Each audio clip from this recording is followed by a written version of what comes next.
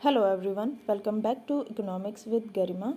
Today we are going to discuss about the 2018 PGT Economics Estate question paper.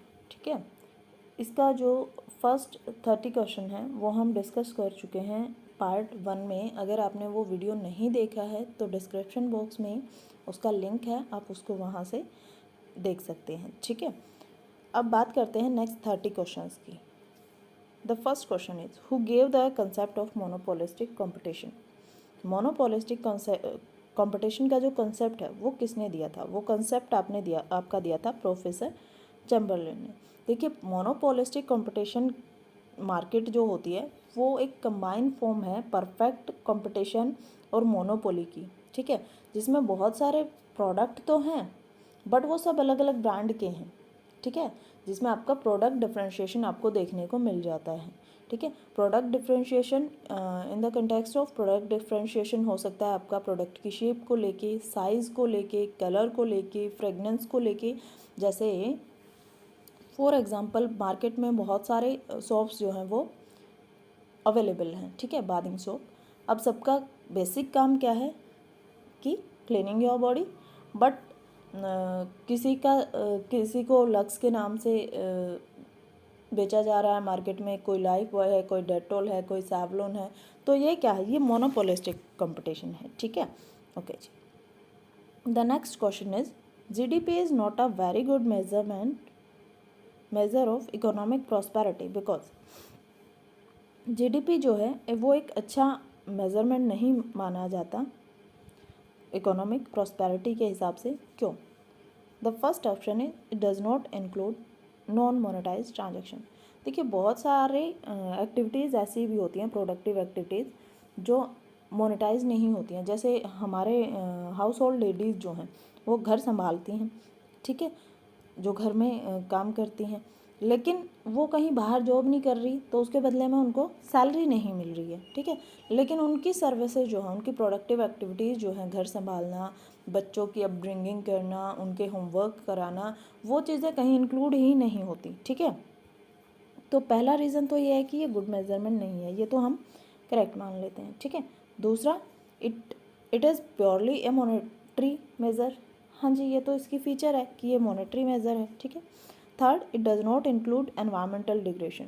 हाँ जी, तो ये भी आपका ऑप्शन मेरे हिसाब से होना चाहिए कि ये इंक्लूड नहीं करता एनवायरमेंटल डिग्रेडेशन को, क्योंकि जितनी प्रोडक्टिव एक्टिविटीज़ हम करते हैं ऐसा कभी नहीं होता है कि उसका कोई एडवर्स इफेक्ट हमारे एनवायरनमेंट पे ना आए. अगर आपने कोई प्लांट लगाया है, कोई प्रोडक्टिव एक्टिविटीज़ आप कर रहे हो, तो उसका कहीं ना कहीं कोई एडवर्स इफेक्ट देखने को मिलता है, बट वो इसमें कहीं भी इंक्लूड नहीं करते हम जीडीपी को जब मेज़र करते हैं. ठीक है, तो सेकंड रीज़न ये भी हो सकता है. फोर्थ पॉइंट इन्होंने दिया है, the expenditure and production method to GDP yield different result. ये पॉइंट जो है वो कहीं रेलिवेंट नहीं है, रेलिवेंसी नहीं है इस स्टेटमेंट के साथ इसकी. तो फर्स्ट और थर्ड जो है वो ठीक है, यहाँ पे ऑप्शन नंबर 1 आपका करेक्ट हो जाएगा. The next question is, what does the World Bank take against guaranteed loans. World Bank guaranteed loan जो है वो किसके अगेंस्ट प्रोवाइड करता है? ठीक है, कमीशन, कंपलसरी फीस, इंटरेस्ट और नथिंग. ठीक है, देखिए ये डाउटफुल क्वेश्चन है, इसको हम बाद में देख लेंगे एक बार. पहले बात करते हैं कि वर्ल्ड बैंक से अक्सर पूछा जाता रहा है कि वर्ल्ड बैंक कब सेटअप किया गया था, या आईएमएफ या डब्ल्यूटीओ. तो ये डेट्स इनकी आपको पता होनी चाहिए कि एक तो इनके हेडक्वार्टर कहाँ है, हेड ऑफिस कहाँ हैं, और दूसरा इनको कब एस्टेब्लिश्ड किया गया था. तो वर्ल्ड बैंक क्या है? वर्ल्ड बैंक एक as an international financial institution. ठीक है, जिसका काम क्या है कि जो लो और मिडिल इनकम गवर्नमेंट्स हैं, कंट्रीज़ हैं, उनको कैपिटल प्रोजेक्ट परस्यू करने के लिए लोन्स प्रोवाइड करना इसका मेन पर्पज़ रहता है, ताकि वो भी अपने कैपिटल प्रोजेक्ट्स जो हैं वो परस्यू कर पाएँ, डेवलपमेंट कर पाएँ अपनी कंट्री का. अब जो इसमें इम्पोर्टेंट है कि हेडक्वार्टर कहाँ है इसका वर्ल्ड बैंक का, वो है आपका वाशिंगटन डीसी में, डीसी यूएस में. ठीक है, और इसको फाउंडेड कब किया गया था? इट वाज फाउंडेड इन जुलाई 1944। ठीक है, ओके जी। अब मूव करते हैं नेक्स्ट क्वेश्चन पे। NABARD was founded in which 5 year plan. ठीक है, 5 ईयर प्लान से देखिए बार बार क्वेश्चन आपके पूछे जाते रहे हैं, तो 5 ईयर प्लान की वीडियोस का लिंक भी मैंने डिस्क्रिप्शन बॉक्स में डाल दिया है, आप वहाँ से उनको देख सकते हैं, चेकआउट कर सकते हैं। ठीक है, पहली बात कि नाबार्ड जो है, नाबार्ड की फुल फॉर्म क्या है? नाबार्ड की फुल फॉर्म है national bank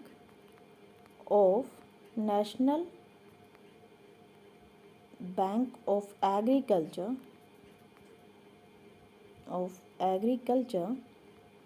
and rural development. ठीक है, national bank of agriculture and rural development NABARD की फुल फॉर्म है। ठीक है, इसको जब एस्टेब्लिश किया गया तो कौन सी कमेटी की रिकमेंडेशंस पे एस्टेब्लिश किया गया था? इसको एस्टेब्लिश किया गया था बी शिवरमन कमेटी की रिकमेंडेशन पे, बी शिवरमन। ठीक है, कब सेटअप किया गया था? इसको सेटअप किया गया था 12 जुलाई 1982 में। ठीक है, और under which 5 year plan? It was 6th 5 year plan at that time. ठीक है, हेडक्वार्टर कहाँ है मुंबई का? इसका नाबार्ड का मुंबई में है। ठीक है, और इसका रेगुलेटर कौन है? आरबीआई है नाबार्ड का रेगुलेटर। ठीक है, ओके जी। अब मूव करते हैं हम नेक्स्ट क्वेश्चन पे। Which statistical mean is not affected by marginal values. देखिए आपको एक सीरीज दी हुई है, सपोज कीजिए 1 3 4 5। ठीक है, अब अर्थमेटिक मीन क्या है? इन सब का सम अप करके आप उसको नंबर ऑफ द ऑब्जर्वेशन से डिवाइड कर देते हैं। ठीक है, मोड क्या है? Frequency which is repeated most of the time. ठीक है, हार्मोनिक मीन अभी आप निकाल लेते हैं। ठीक है, जो आपका अर्थमेटिक मीन आप निकालते हैं उसको डिवाइडेड बाय द एन करके। ठीक है, अब मीडियन क्या है? सिर्फ एक मीडियन ऐसा ऑप्शन है जो एक्सटर्नल वैल्यूज़ या मार्जिनल वैल्यूज़ जो हैं उनसे अफेक्ट होता है आपका, क्योंकि मीडियन क्या है? मीडियन जो है वो मिड पॉइंट है यहाँ पे। ठीक है, पहली दो आखिर की दो, मीडियन आपका क्या हो जाएगा? 3 हो जाएगा। ठीक है, बट अगर आप ये कर दें इसको कि इसको 1 कर दें, इसको 1000 कर दें, ठीक है, स्टिल आपका इस वैल्यू में मीडियन में पे कोई इफेक्ट नहीं आता है। बाकी सारे केसेस में जब भी आप अर्थमेटिक मीन, मोड या हार्मोनिक मीन जब कैलकुलेट करेंगे तो ये वैल्यूज़ के हिसाब से इनका कैलकुलेशन जो है, कैलकुलेटेड वैल्यू जो है वो अफेक्ट होती है, बट मीडियन जो है वो अफेक्ट नहीं होता है आपकी एक्सट्रीम वैल्यूज़ से या मार्जिनल वैल्यूज़ से। ठीक है, तो यहाँ पे आपका करेक्ट आंसर क्या हो जाएगा? It would be M. इससे रिलेटेड एक और फार्मूला है जो आपका एस्टेट 2020 में भी पूछा गया था कि मेन, मोड, मीडियन में से अगर कोई दो वैल्यूज़ आपको गिवन है, थर्ड आपको फाइंड आउट करनी है, तो आप कैसे निकालेंगे? z is equal to 3m minus 2 mean x bar. ठीक है, कि मोड क्या है? Mode is equal to 3 times of median minus 2 times of mean. ठीक है, ये आप याद रखेंगे, it's an important formula. The next question is the vicious circle of poverty shows which kind of tendency in semi developed countries. ठीक है, ये concept किसने दिया था? पहले ये बात करेंगे कि ये कंसेप्ट किसने दिया था। ये कंसेप्ट दिया था आपका रेगना नाक्स ने दिया था इन 1953। ठीक है, इन 1953।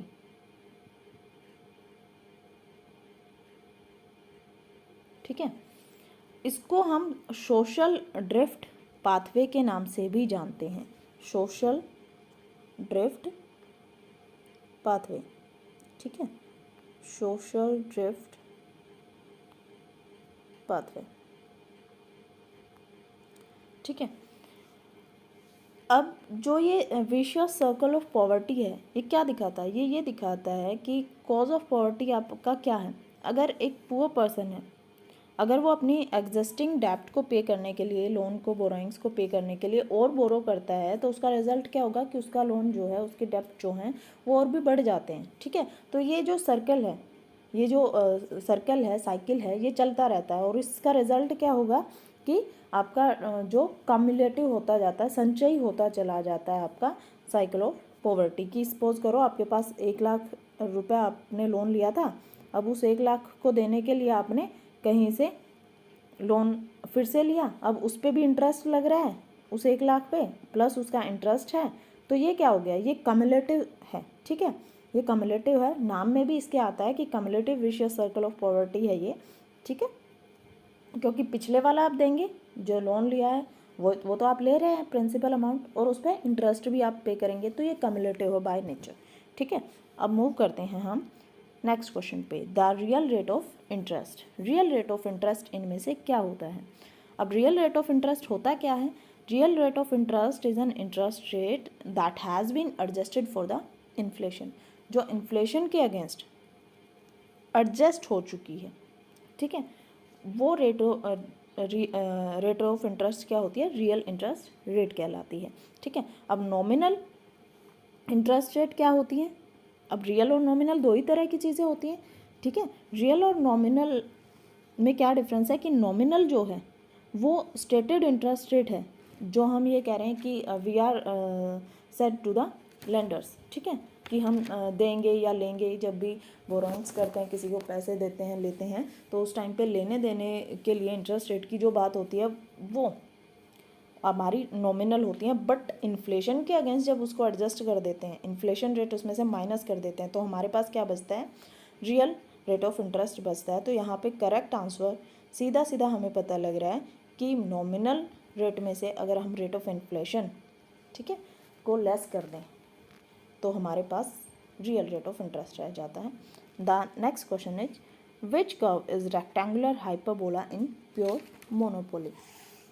प्योर मोनोपोली के अंदर कौन सी कर्व रेक्टेंगुलर हाइपरबोला होती है? ठीक है, तो पहले बात करते हैं कि प्योर मोनोपोली है क्या। प्योर मोनोपोली वहाँ एग्जिस्ट करती है जहाँ पे एक सिंगल फर्म होती है। ठीक है, which is the sole producer of a product. ठीक है, जिसका कोई भी क्लोज सब्सिट्यूट नहीं अवेलेबल है। ठीक है, और इसमें क्या होता है कि इसमें MR जो है वो तो आपका कांस्टेंट रहता है, मार्जिनल रेवेन्यू जो है। ठीक है, क्योंकि आपका प्राइस कुछ भी रहे, MR टोटल रेवेन्यू आपका कांस्टेंट रहता चला जाता है, तो MR भी आपका कांस्टेंट रहता चला जाता है पर यूनिट। अब अगर इसका डायग्राम हम देखें तो ये कुछ इस तरीके से होता है, एक्स एक्सेस या वाई एक्सेस। ठीक है, आपका जो MR है, MR आपका coincides with the horizontal axis, this is your MR, और आपका AR जो है it is of rectangular hyperbola shape।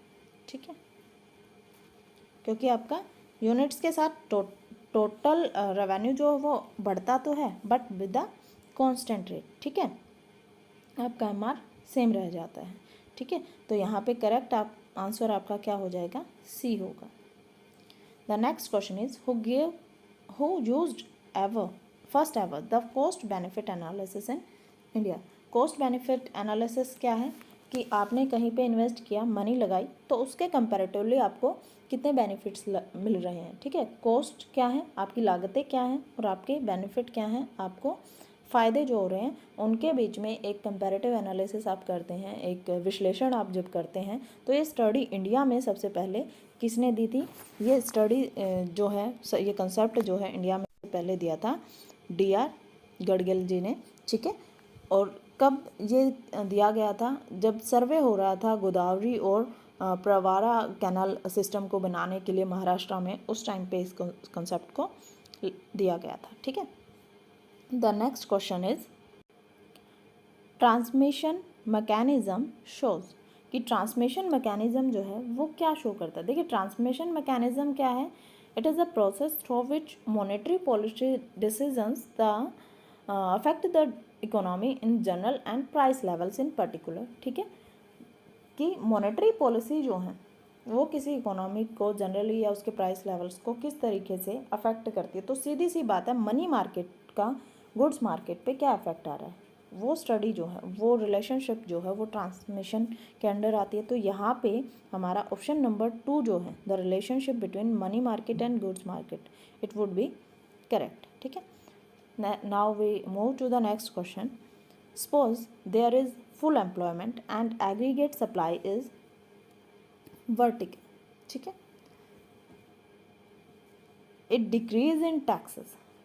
अब आपके टैक्सेस जो हैं वो कम हो रहे हैं, तो उसका क्या इफेक्ट आएगा। देखिए, जब गवर्नमेंट आपके टैक्सेस को रिड्यूस कर रही है, टैक्सेस आपके रिड्यूस हुए, दैट्स मीन आपका disposable income income which you can spend, वो आपकी इंक्रीज हो गई। ठीक है, और इससे सीधा इफेक्ट क्या आया कि इससे आपकी डिमांड एनहांस हो जाएगी। सीधी सी बात है। ठीक है, हम ज़्यादा कुछ नहीं देख रहे हैं, सीधी बात है, टैक्सेस हमारे डिक्रीज़ हुए तो डिस्पोजेबल इनकम हमारी बढ़ गई। ठीक है, हम ज़्यादा स्पेंड कर सकते हैं, लोगों के पास मनी ज़्यादा रहने लगी है। उसका सीधा रिजल्ट क्या है कि एग्रीगेट डिमांड आपकी बढ़ जाती है। अब ये कहीं आपको मेंशन है क्या, फर्स्ट ऑप्शन आपको दे रखा है कि no effect on price level, नहीं, ये तो हमारा नहीं होगा। ठीक है, सेकंड दे रखा है increase real output but no effect on price level, नहीं, ये भी नहीं हो सकता क्योंकि डिमांड के साथ प्राइस पे तो इफेक्ट आना ही है। ठीक है, it increase the price level but has no effect on real output, ये आपका ठीक है क्योंकि इन्होंने ऑलरेडी कहा है कि aggregate supply is vertical, supply तो आपकी कॉन्स्टेंट है। ठीक है, सप्लाई आपकी कांस्टेंट है, सेम रहेगी। ठीक है, बट आपका जो डिमांड में है वो चेंज आता है और डिमांड की वजह से आपका डिमांड बढ़ती है तो प्राइस भी आपका बढ़ता है चीज़ों का। ठीक है, तो प्राइस लेवल आपका चेंज हो जाएगा। यहाँ पे आपका करेक्ट आंसर जो है वो सी हो जाएगा। Now we move to the next question. What are the reasons for recent depreciation in rupee, rupee में डेप्रिशिएशन के क्या रीजंस थे। 2018 के इन्होंने पूछे हुए हैं कि एफपीआई आउटफ्लोज। तो देखिए, सबसे पहले यहाँ गिवन है FPI outflows. FPI stands for foreign portfolio investment. देखिए, फॉरेन इन्वेस्टमेंट जो है उसको दो कैटेगरीज में डिवाइड किया जाता है। फॉरेन इन्वेस्टमेंट को दो कैटेगरीज में डिवाइड किया जाता है। एक होता है एफडीआई, फॉरेन डायरेक्ट इन्वेस्टमेंट, और दूसरा होता है FPI, foreign portfolio investment. Foreign direct investment क्या रहता है कि जब किसी कंट्री के लोग डायरेक्टली एसेट्स में किसी अनदर कंट्री की कंपनी की एसेट्स में इन्वेस्ट करते हैं और उसकी अंडरटेकिंग ले लेते हैं। ठीक है, एफपीआई क्या होता है कि जब किसी अनदर कंट्री की सिक्योरिटीज़ में और फाइनेंशियल एसेट्स में इशू करते हैं, जैसे शेयर्स में, डिबेंचर्स में, और उनके थ्रू आप शेयर होल्डर्स में मेजॉरिटी पाके उनके ओनर हो जाते हैं। तो एफपीआई आउटफ्लो का मतलब है कि यहाँ पे फॉरेन कंट्रीज जो थी वहाँ पे पैसा ज़्यादा जा रहा था, उनके शेयर्स, डिबेंचर्स, उनकी सिक्योरिटीज़ में इन्वेस्टमेंट ज़्यादा किया जा रहा था। ठीक है, next is fiscal deficit blues. Fiscal deficit, राजस्व घाटे की बात हो रही है, तो उस टाइम पे राजस्व घाटा चल रहा था। Next is trade war between USA and China, and fourth one is the crude oil price boiling, कि जो आपके क्रूड ऑयल के प्राइस थे वो बहुत ज़्यादा हाइक अप हो रखे थे, बहुत ज़्यादा बढ़ गए थे। तो इनमें से करेक्ट ऑप्शन क्या रहेगा, ये चारों ही करेक्ट ऑप्शन हो जाते हैं यहाँ पे। ठीक है, तो यहाँ पे आंसर हो जाएगा आपका ऑप्शन नंबर डी। ठीक है, ओके जी, अब डिस्कस करते हैं नेक्स्ट क्वेश्चन आपका। According to Laffer curve, as the tax increases, tax revenues, क्या होता है रिलेशनशिप। देखिए, आपका जो लेफर कर्व है, लेफर कर्व जो है वो किसने दिया था, लेफर कर्व दिया था बाय आर्थर लेफर ने। ठीक है, इन 1974, और ये क्या दिखाता है, it shows the relationship between tax rates and amount of tax revenues collected by the government. ठीक है, टैक्स रेट और जो अमाउंट आपने कलेक्ट किया उसकी रिलेशनशिप को शो करता है। ठीक है, तो यहाँ पे ऑप्शन क्या होगा, देखिए इनिशियली जब आपका टैक्स रेट बढ़ता है तो टैक्स रेवेन्यूज़ बढ़ते हैं, ये इन्वर्टेड यू शेप में होता है। ठीक है, आपके टैक्स रेट बढ़े तो रेवेन्यूज़ भी बढ़े। आफ्टर दैट एक लेवल आता है कि टैक्स रेट आपके बढ़ रहे हैं बट आपका टैक्स रेवेन्यूज़ जो है वो कांस्टेंट हो जाते हैं। एंड आफ्टर लेवल आपके टैक्स रेट्स बढ़ते रहते हैं बट टैक्स रेवेन्यूज़ जो है वो डिक्रीज़ होते चले जाते हैं। तो यहाँ पे ऑप्शन नंबर ए जो है वो आपका करेक्ट हो जाता है। ठीक है, the next question is what was the population density of India in 2001 and 2011। देखिए सेंसस जो है, सेंसस 2011 से, चाहे आपका नेट का एग्ज़ाम है, चाहे कोई स्टेट लेवल एग्ज़ाम है या आपका एस्टेट पीजीटी है, कोई भी पीजीटी लेवल इकोनॉमिक्स का है, वहाँ से मोस्ट प्रोबेबली आपके क्वेश्चन पूछे जाते हैं। ठीक है, तो आप जब भी कोई एग्ज़ाम देने जाएँ तो आप सेंसस को अच्छे से गो थ्रू होके जाएँ। ठीक है, वहाँ से क्वेश्चन आपको मोस्ट प्रोबेबली देखने को मिलते हैं। ठीक है, चलिए देखते हैं। तो आपका जो 2001 में था वो था अराउंड 324 और 2011 में जो सेंसस पॉपुलेशन डेंसिटी थी दैट वाज 382। एग्जैक्ट 324 यहाँ है नहीं, 25 गिवन है यहाँ पे। ठीक है, तो यहाँ पे ऑप्शन नंबर सी आपका करेक्ट होता है। ठीक है, अब पॉपुलेशन डेंसिटी का मतलब क्या होता है, पॉपुलेशन डेंसिटी का मतलब होता है कि number of people per unit of area, usually जिसको हम पॉपुलेशन पर स्क्वायर किलोमीटर बोल देते हैं, कि कितने एक पर्टिकुलर एक यूनिट ऑफ एरिया में कितने लोग रह रहे हैं। ठीक है, उसको हम बोल देते हैं population density. The next question is in September 2018 government of India hikes custom duty on many luxury items. ठीक है, बहुत सारे 2018 में बहुत सारे लग्जरी आइटम्स जो थे उन पे कस्टम ड्यूटी बढ़ा दी गई थी। उनके रीज़न क्या थे? ठीक है,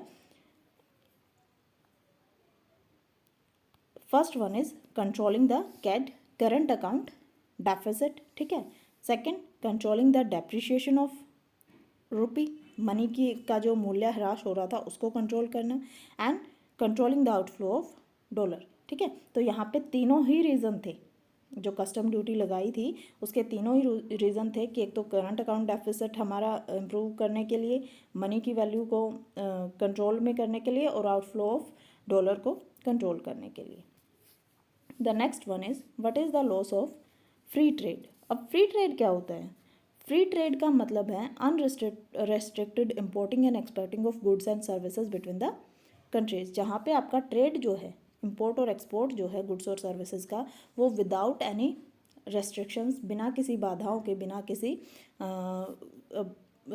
हिंड्रेंसेस के, एक फ्री फ्लो में जहाँ होता रहे उसे फ्री ट्रेड बोल देते हैं। ठीक है, अब इसके लॉसेस क्या हो जाते हैं?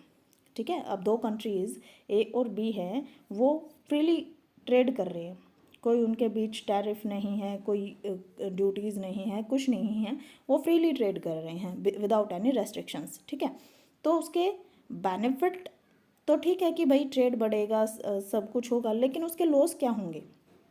एक तो सीधी सी बात है कि इन्फेंट कंट्रीज़ जो हैं, जो अभी अभी जिन्होंने इंडस्ट्रीज़ जो हैं जिन्होंने अभी अभी न्यू स्टेज पे काम शुरू किया है, उनके लिए एडवर्स इफेक्ट उसके आएंगे, क्योंकि जो पहले से वेल एस्टेब्लिश्ड इंडस्ट्रीज़ हैं उनको उसका बेनिफिट होगा। ठीक है, और क्या होगा? Adverse effect on diversification of industries, हाँ जी, ये भी रहेगा, और फॉरेन कैपिटल का इम्पैक्ट जो है वो बढ़ जाएगा।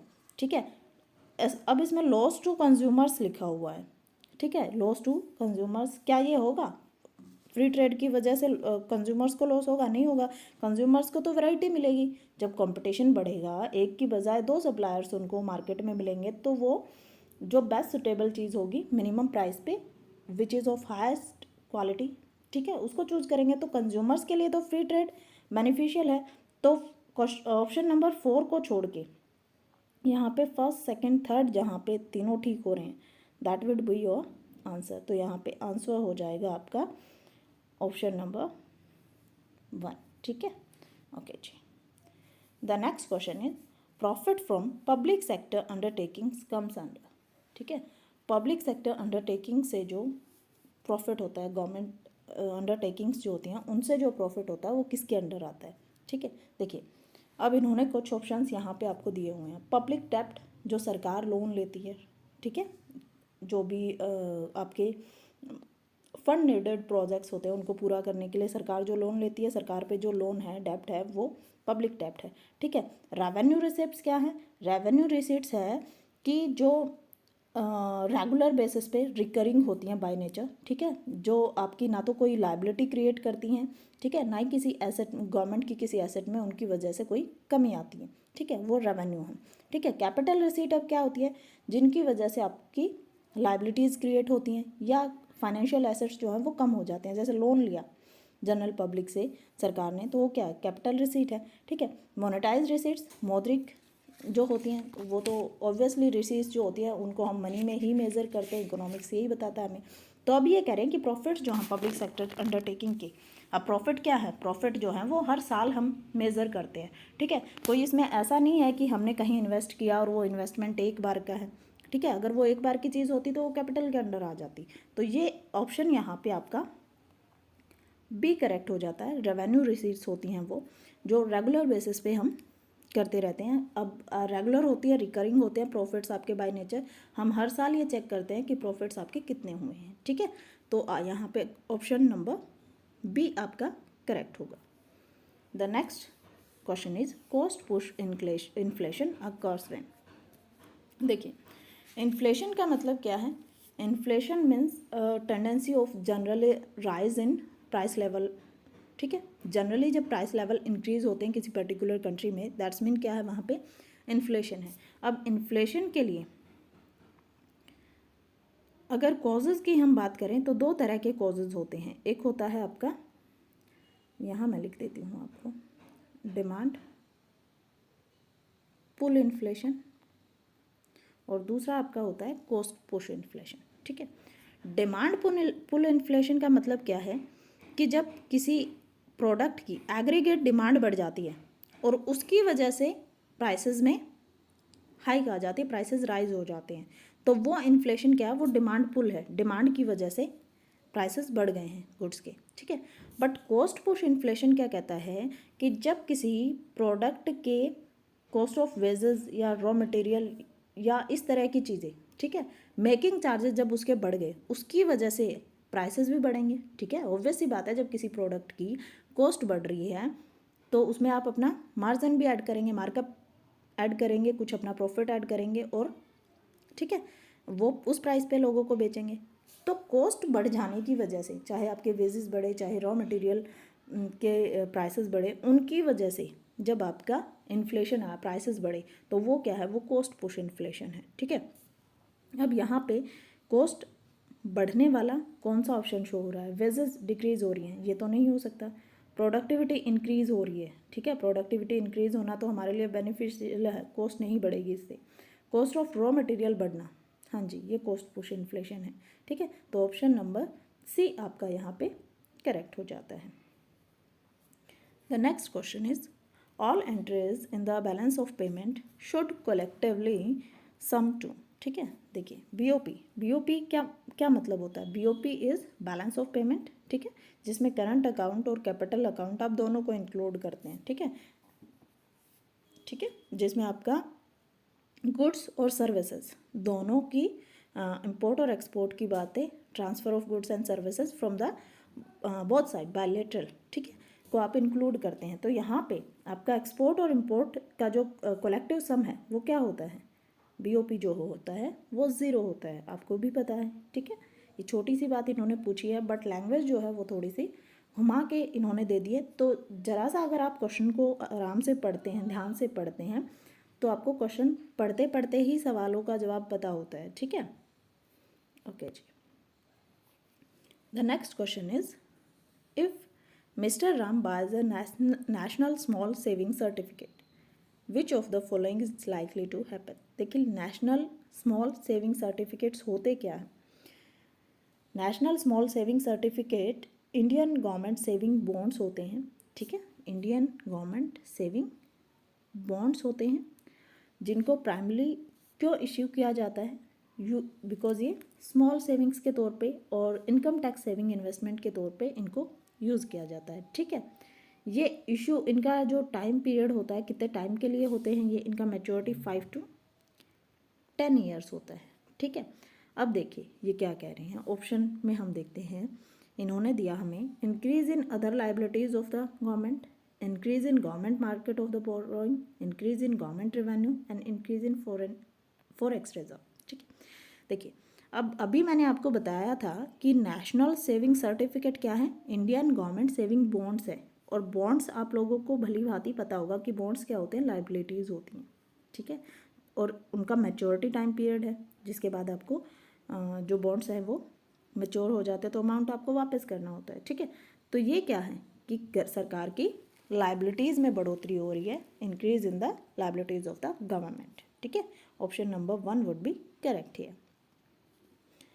The next is price rigidity is an characteristics of, देखिए किंक्ड डिमांड कर्व हमने पढ़ा था, स्वीजीज किंक्ड डिमांड कर्व, अभी पीछे क्वेश्चंस में आया था प्रीवियस वीडियो में कि ये इस तरीके का होता है। और ये किस मार्केट में हमने पढ़ा था, ये होता है ओलिगोपोली में। ठीक है, ओलिगोपोली में ये होता है। ठीक है, अब यहाँ पे परफेक्ट कंपटीशन की बात नहीं है, लॉन्ग रन फुल एम्प्लॉयमेंट की बात नहीं है, लॉन्ग रन स्टेबिलिटी की बात नहीं है, परफेक्ट कंपटीशन की नहीं है। ठीक है, ओलिगोपोली कैसी मार्केट होती है, इम्परफेक्ट मार्केट होती है। तो यहाँ पे C would be the correct answer, imperfectness of the market would be your answer here. Okay, the next question is which items are called the invisible items of trade।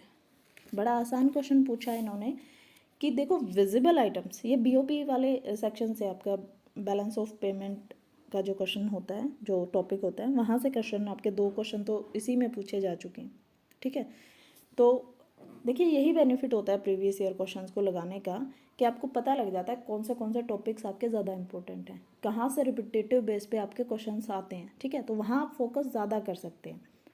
अब visible items कौन से होते हैं, जिनको आप touch कर सकते हैं, जैसे आपका फर्नीचर है, आपका मोबाइल है। ठीक है, और इनविजिबल आइटम्स क्या हैं, जिनको आप फील कर सकते हैं, जैसे आपकी बैंकिंग सर्विसेज हैं, जैसे आपकी इंश्योरेंस सर्विसेज है। ठीक है, अब ये कह रहे हैं इनविजिबल आइटम इनमें से क्या है, ठीक है, जिनको आप फील कर सकते हैं बट टच नहीं कर सकते। ठीक है, banking services, shipping services, insurance services, income from tourism activities, तो टूरिज्म भी। ठीक है, आप टच तो उसको कर नहीं सकते, घूमने फिरने को। ठीक है, तो यहाँ पे ABCD चारों ही ऑप्शन आपके करेक्ट होंगे, answer will be D. The next is capital output ratio is given to you 5:1, then what would be the capital coefficient. ये हैरोल्ड डोमा मॉडल से आपका क्वेश्चन पूछ लिया है इन्होंने, जो ग्रोथ एंड डेवलपमेंट में हम पढ़ते हैं। ठीक है, अब कैपिटल कोफिशिएंट का मीनिंग क्या होता है पहले वो समझे। कैपिटल कोफिशिएंट क्या होती है, कैपिटल कोफिशिएंट आपको हेल्प करती है ये डिटरमाइन करने में कि प्रोडक्टिविटी ऑफ द इकोनॉमी क्या रहेगी। ठीक है, और ये सीधी सी बात है कि कैपिटल कोफिशिएंट जिसने भी पढ़ा होगा हैरोल्ड डोमा मॉडल को, उसको भली भांति ये बात पता होगी कि ये रेशो होती है आपकी value of capital to value of output. ठीक है, वैल्यू ऑफ कैपिटल से वैल्यू ऑफ आउटपुट की ये रेशो होती है, और कैपिटल आउटपुट रेशो इन्होंने आपको दिया ही है 5:1। ठीक है, तो आंसर क्या होगा, इट वुड बी 5। आसान क्वेश्चन होते हैं, इतना कुछ रॉकेट साइंस नहीं लगता इनमें, लेकिन क्या होता है कि हमें कंसेप्ट पढ़ने होते हैं, हमें बेसिक नॉलेज पता होनी चाहिए, वो फिर किसी भी तरीके से आपसे उस क्वेश्चन को घुमा के पूछे। ठीक है, ओके जी। The next question is the multi dimensional poverty index 2018 released by, अब इन्होंने 2018 डाल दिया, ये 2020 में भी इन्होंने ही रिलीज़ किया है, 2017 में भी उन्होंने ही किया होगा, 2021 में भी वही करेंगे। ठीक है, वही करते हैं, बट पेपर 2018 का है तो इन्होंने 2018 के कंटेक्स्ट में वो चीज़ पूछ ली है। ठीक है, ये कौन इशू करता है multi dimensional poverty index, multi dimensional poverty index release करता है आपका United Nations Development Programme UNDP and Oxford Poverty and Human Development Initiative OPHI। ठीक है, इंडिया का रैंक जो है अभी जो 4 February 2022 के अकॉर्डिंग 62 है अमंग 107 कंट्रीज। ठीक है, ये क्वेश्चन आपसे पूछा जा सकता है, तो आपको ध्यान रखना है इसके बारे में। ठीक है, the next question is in the ISLM framework an increase in autonomous government expenditure. अब आपकी सरकार के खर्चे बढ़ने हैं। आपको भी पता है कि ISLM कर्व जो है, IS का आपका इन्वेस्टमेंट एंड सेविंग का, एंड LM का लिक्विडिटी ऑफ मनी, या ठीक है आपको शो करता है। एक मनी मार्केट आपको शो कर रहा है, एक गुड्स मार्केट आपको शो कर रहा है। अब ये क्या कह रहे हैं, दिस इज योर IS का, दिस इज योर LM का। ठीक है, जहाँ पे दोनों मिले it is your equilibrium point. अब ये कह रहे हैं कि गवर्नमेंट एक्सपेंडिचर बढ़ गए। ठीक है, गवर्नमेंट एक्सपेंडिचर बढ़ने का मतलब क्या है कि आपकी परचेजिंग पावर बढ़ गई है। ठीक है, क्योंकि जितने भी गवर्नमेंट एक्सपेंडिचर बढ़ने का मतलब है कि पब्लिक एक्सपेंडिचर बढ़ गए। अब आपको अच्छी एजुकेशन, अच्छी पोर्टेबल वाटर फैसिलिटीज़, अच्छी हॉस्पिटल सर्विसेज, ये सब कुछ सरकार मुहैया करा रही है, तो आपके पास पैसे बढ़ गए। ठीक है, अब आपकी एग्रीगेट डिमांड बढ़ जाएगी, एग्रीगेट डिमांड बढ़ेगी तो आपका कंजप्शन बढ़ेगा, कंजप्शन बढ़ेगा तो आपका प्रोडक्शन बढ़ेगा, और प्रोडक्शन बढ़ेगा तो इधर आपका इनकम हम रिप्रेजेंट करते हैं, और इधर आपका हम इंटरेस्ट रेट रिप्रेजेंट करते हैं। ठीक है, तो उसका रिजल्ट क्या हुआ, देखिए X to Y हम पहुंच गए और A to B हम पहुंच गए। हमें क्लियरली विजिबल है कि हमारा नेशनल इनकम भी बढ़ा और हमारा इंटरेस्ट रेट भी बढ़ा। ठीक है, ये कौन से ऑप्शन में आपको गिवन है, एक बार देख लेते हैं हम ये चीज़। ये आपको गिवन है ऑप्शन नंबर C में। ठीक है, कि आपके जब गवर्नमेंट एक्सपेंडिचर्स बढ़ जाते हैं तो रिजल्ट उसका क्या आता है, LM कर्व पे उसका कोई इफेक्ट नहीं आएगा गवर्नमेंट एक्सपेंडिचर्स के बढ़ने का। हाँ, IS कर्व पे आता है, आपकी परचेजिंग पावर बढ़ जाएगी। ठीक है, उसके रिजल्ट से आउटपुट बढ़ेगा, आउटपुट बढ़ेगा तो नेशनल इनकम बढ़ेगी, इंटरेस्ट रेट बढ़ेंगे आपके। The next question is the unemployment in the Keynesian model is caused by. अब केन्स जो हैं उन्होंने क्या कहा है कि अनएम्प्लॉयमेंट जो है is caused by the lack of aggregate demand in the economy. ठीक है, ये क्या कह रहे हैं, ये इनका कहना था केन्सियन मॉडल का, कि जो अनएम्प्लॉयमेंट है वो एग्रीगेट डिमांड की कमी से होता है। ठीक है, कि आपका अगर डेफिशिएंसी होती है प्राइवेट सेक्टर में स्पेंडिंग पे, तो उससे आउटपुट और एम्प्लॉयमेंट दोनों ही आपके कॉन्ट्रैक्ट हो जाते हैं, दोनों ही कम हो जाते हैं। ठीक है, तो यहाँ पे डिमांड डेफिशिएंसी आपको कहाँ पे दिख रहा है, डिमांड डेफिशिएंसी से आपको यहाँ पे हो रहा है। ठीक है, the next question is world's largest refinery is.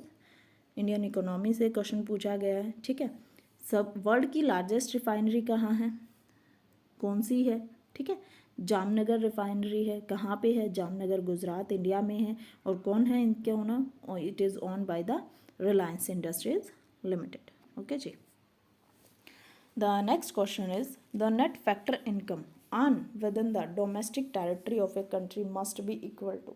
ठीक है, अब ये कह रहे हैं कि net factor income within the territory, अब नेट भी कह रहे हैं, फैक्टर इनकम भी कह रहे हैं, और with in the domestic territories, बाहर की बात नहीं हो रही, सिर्फ इस पर्टिकुलर एरिया में। ठीक है, इंडिया की बात। ठीक है, तो इसको क्या बोलेंगे, इसको हम क्या कहेंगे, इसको हम कहते हैं net domestic product at factor cost. ठीक है, फैक्टर कॉस्ट की बात हो रही है ये। ठीक है, factor income, net factor income कहा इन्होंने, और डोमेस्टिक टेरिटरीज की बात हो रही है, तो नेशनल तो हो नहीं सकता। ठीक है, डोमेस्टिक रहेगा, तो नेशनल वाला तो ऑप्शन यहाँ से ख़त्म है।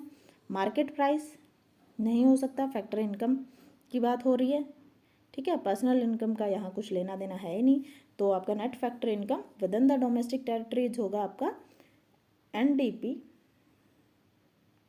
Eight FC। ठीक है, net domestic product at factor cost. ये जो टॉपिक है यहाँ से, ये जो टर्म्स हैं नेशनल इनकम की, इनसे क्वेश्चन आपको बार बार पूछे जाते रहे हैं। अब जो प्रीवियस PGT इकोनॉमिक्स रहा था, ठीक है, उस DSSB का, उसमें भी बहुत सारे क्वेश्चन आपके नेशनल इनकम से पूछे गए थे। तो इसको हम एक वीडियो में अच्छे से कवर कर लेंगे, इन सारे ही कॉन्सेप्ट को, इन सारे ही टर्म्स को, क्योंकि यहाँ से क्वेश्चंस आपको पूछे जाते रहे हैं। इनमें अगर आपको एक कंसेप्ट समझ आ गया तो बाकी इससे इंटर रिलेटेड होते हैं। ठीक है, तो यहाँ पे आपका इस क्वेश्चन की अगर बात करें तो answer number B would be the correct answer.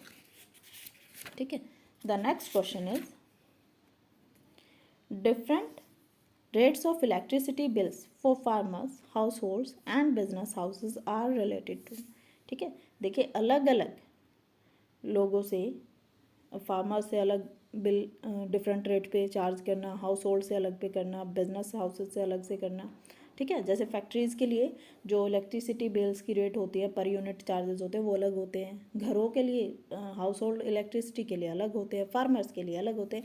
वो क्या होता है, उसको क्या बोलते हैं? सीधी सी बात है, उसको बोलते हैं प्राइस डिस्क्रिमिनेशन। ठीक है, इस टर्म को दिया किसने था? इसको दिया था पेग्यू ने। ठीक है, और प्राइस डिस्क्रिमिनेशन जो है वो 3 तरीके का होता है, first degree, second degree and third degree.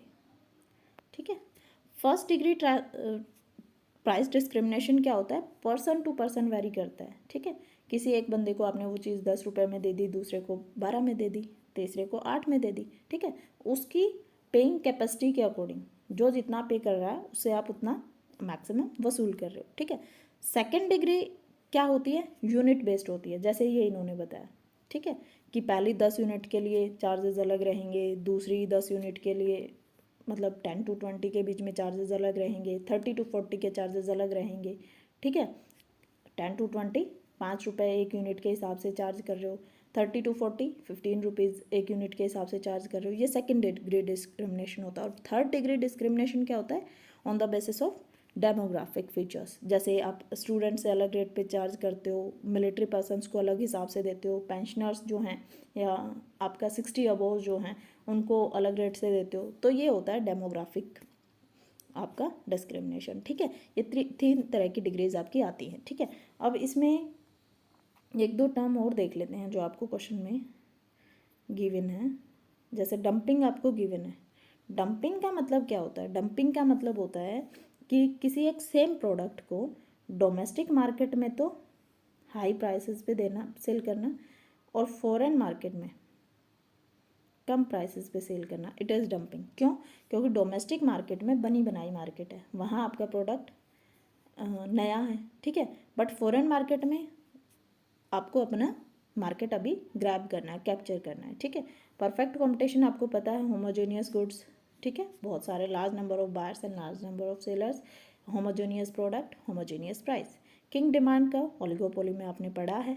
ठीक है, ओके जी, अब मूव करते हैं आज के लास्ट क्वेश्चन पे। ये स्टेटमेंट आपको दी हुई है, under developed countries are the slums of the world, this statement is by. ये स्टेटमेंट आपको किसने दी है? It is given by Crayon Cross. ठीक है, क्रेयन क्रॉस ने ये स्टेटमेंट आपकी दी है। यहाँ पे आपके जो 2018 के पीजीटी इकोनॉमिक्स में 60 क्वेश्चन पूछे गए थे वो कवर हो जाते हैं। ठीक है, अगर आप लोगों ने से किसी ने फर्स्ट पार्ट नहीं देखा है तो आप वो देख सकते हैं, डिस्क्रिप्शन में मैंने उस वीडियो का लिंक डाल दिया है। आई होप वीडियो आपके लिए हेल्पफुल रहा है।